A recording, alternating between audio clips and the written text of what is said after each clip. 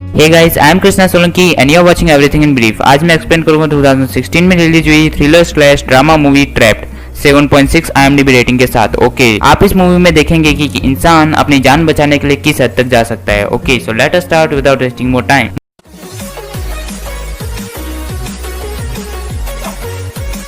Movie start होती है शौर्या नाम के कॉल सेंटर एम्प्लॉय से। उसकी एक गर्लफ्रेंड होती है नूरी, जो कि उसी के ऑफिस में काम करती थी। शौर्या बैचलर पैड में रहता था और उसे पता चलता है कि उसकी गर्लफ्रेंड की 2 दिन बाद शादी होने वाली है। तो वो प्लान करता है उससे मैरिज करने का और नूरी को ये बात बताता है। क्योंकि नूरी एक छोटे से घर में शौर्या के दोस्तों के साथ तो नहीं रह सकती थी, तो वो शौर्या को चाहिए रहता है अर्जेंट में घर और कम बजट में। वो काफी ब्रोकर से बात करता है। आखिर में उसे एक बंदा मिलता है जो उसे एक फ्लैट के बारे में बताता है। असल में वो बिल्डिंग कुछ लीगल इश्यूज में फंसी हुई थी, पर वो ब्रोकर बोलते हैं कि उसे कुछ प्रॉब्लम नहीं होगी। इसके साथ ही जिसने ये फ्लैट खरीदा था वो अब्रॉड ही है, पर उनका कुछ सामान यहीं पर था और साथ ही इतने कम बजट में इतना अच्छा फ्लैट शायद ही कोई छोड़ेगा। वो रात को अपना सामान बांधकर उधर शिफ्ट होने के लिए निकलता है। वो तब एंटर होता है जब वो वॉचमैन सो रहा होता है। वो रूम में एंटर होता है और अपने अगले दिन के लिए तैयारी करता है, क्योंकि अगला दिन उसके लिए एक बहुत बड़ा दिन बनने वाला था। वो फोन को चार्ज में डालकर सो जाता है, पर कुछ देर बाद हम देखते हैं कि बिजली जाने की प्रॉब्लम की वजह से फोन ऑटोमेटिकली डिस्कनेक्ट हो जाता है। वो जब सुबह उठता है तब उसका फोन स्विच ऑफ हो चुका है, पर वो फिर से फोन को सेट करता है जिससे कि वो चार्ज होने लगता है। वो पानी चेक करता है, वहाँ पर पानी भी नहीं आता, पर वो अपने साथ लाए हुए पानी से अपना काम तो निकालता है। आगे वो घर से निकलता है, पर वो इतनी जल्दी में होता है कि अपना फोन घर में भूल जाता है। और जब वो फोन लेने के लिए घर के अंदर जाता है तब पीछे देखते हैं कि चाबी पीछे ही रह जाती है और हवा की वजह से दरवाजा बंद हो जाता है। शौर्या जब दरवाजा खोलने की कोशिश करता है तो हैंडल हाथ में आ जाता है। वो खुद से कई अलग अलग तरह की कोशिश करता है, पर कुछ फायदा नहीं होता। वो चाबी वाले को फोन करता है, पर चार्ज खत्म हो जाता है, इसलिए वो एड्रेस नहीं बता पाता। फोन चार्ज में डालता है पर बिजली नहीं होती। वो ऊपर से चिल्लाता है, पर काफी ज्यादा ऊंचाई पर होने के कारण वॉचमैन नहीं सुन पाता और वो अपने में मस्त होता है। काफी देर चिल्लाने के बाद वो फिर से अपने मोबाइल की तरफ भागता है, पर कोई फायदा नहीं होता। रात हो जाती है पर कुछ सॉल्यूशन नहीं मिलता। उसका बाहरी दुनिया से पूरी तरह से कनेक्शन कट हो जाता है। वो जैसे तैसे अपनी पहली रात उस खाली घर में बिताता है। अगली सुबह वो देखता है कि पानी भी खत्म हो चुका था और अब तक बिल्ली का भी कुछ अता पता नहीं था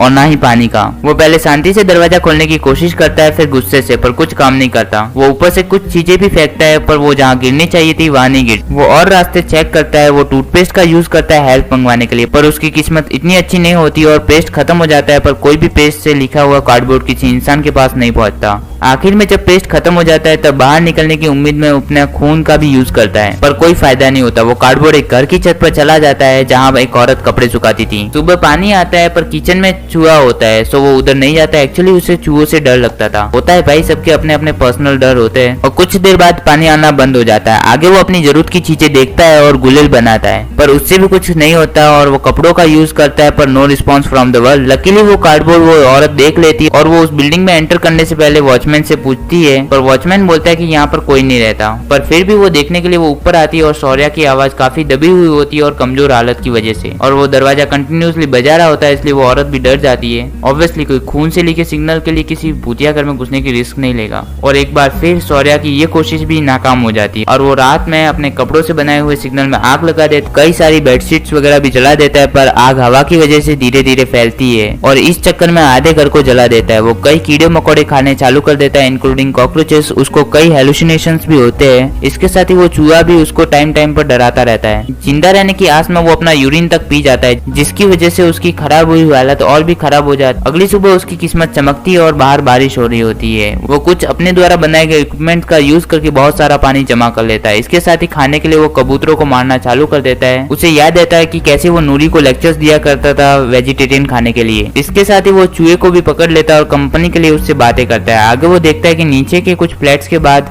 एक फ्लैट में ग्रिल्स नहीं दिखती, तो वो डिसाइड करता है अपने फ्लैट की ग्रिल्स को काट कर नीचे के फ्लैट में जाना और वहां से दरवाजे का यूज करके बाहर निकलना। पर कुछ बड़ी प्रॉब्लम्स होती है, जैसे कि ग्रिल्स काफी ज्यादा मजबूत होती है, प्लस उसके पास ऐसे कोई काम के इक्विपमेंट्स नहीं थे जो इतनी ज्यादा ताकतवर ग्रिल्स को काट सके। प्लस इतनी ऊपर से अगर वो गिरा तो उसके दांत भी नहीं मिलेंगे। वो कुछ दिन खाने पीने के साथ साथ उस ग्रिल्स को काटने का काम भी चालू रखता है, कई अलग अलग तरह से। उसके पानी में कीड़े पड़ने भी चालू हो जाते और अब कबूतरों का आना भी उधर कम हो गया था, सो उसकी हालत और भी खराब होना स्टार्ट हो जाती है। पर वो अगली सुबह वो सोच लेता है कि उसे नीचे जाना ही है। वो काफी लाते मारना स्टार्ट करता है और उसकी इतनी दिनों की मेहनत काम आती है और वो ग्रिल टूट जाती है। वो 1 बाय 1 ग्रिल्स की मदद से नीचे जाता है। लास्ट में ग्रिल्स नहीं होती। वो अपनी बेल्ट का यूज करके काफी मेहनत से उस फ्लैट में एंटर कर जाता है, पर उधर भी विंडोज को तोड़ने में थोड़ी मेहनत लगती है। पर फाइनली एंड लकीली उसे उस फ्लैट का डोर ओपन मिलता है और वो नीचे पहुंच जाता है। पर उसकी हालत इतनी खराब होती है कि वो नीचे पहुंचते ही बेहोश हो जाता है। अगले सीन में दिखाया जाता है उसे हॉस्पिटल में नूरी के साथ। पर अब वो मैरिड होती है क्योंकि शौर्या कई हफ्तों तक गायब, और जब वो नूरी के पास नहीं पहुंचा तब उसे मजबूरी में शादी करनी पड़ी। आगे उसे अपनी जॉब वापस लेते हुए दिखाया जाता है। इसके साथ ही उसे समझ आ जाता है कि इतने दिनों की उसकी एब्सेंस के बाद भी उसकी दोस्तों और रिश्तेदारों को उसकी जरूरत महसूस नहीं हुई। Okay, moral of the story, जिस हालत में तुम हो वो बढ़िया है। लोगों को घंटा फर्क नहीं पड़ता तुम कैसे हो, तुम्हें पता लगाना पड़ता है कि तुम्हें अपना आपको जिंदा कैसे रखना है या सर्वाइव कैसे करना है। ओके गाइस, लास्ट वीडियो में ऑडियो का कुछ प्रॉब्लम था, सो मैंने पूरा अपना एडिटिंग सॉफ्टवेयर ही चेंज कर दिया है। होप सो इस वीडियो में कोई प्रॉब्लम नहीं रहेगा। Okay, so that's it for today. I will see you next one. Till then, bye bye.